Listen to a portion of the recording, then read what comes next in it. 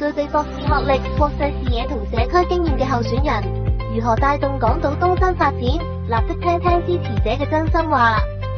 郭浩景響地區度深耕細作咗多年，響東區亦都係一位區議員，熟習地區嘅運作，亦都識得點樣同市民去溝通。我哋立法會係需要一個有學識、有見地、有國際視野嘅立法會議員。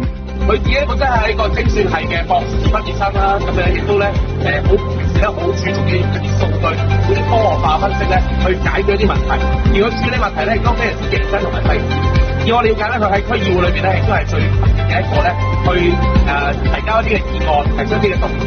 咁我諗咧喺推動街坊民生嘅一啲工作上面咧，佢係不遺餘力嘅。